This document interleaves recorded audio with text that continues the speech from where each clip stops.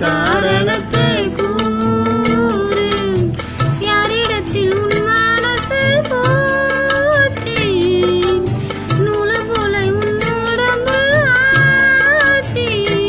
வட்டமிட்டு சுத்தும் கண்ணு வீச்சு, வாய விட்டு போனதென்ன பேச்சு.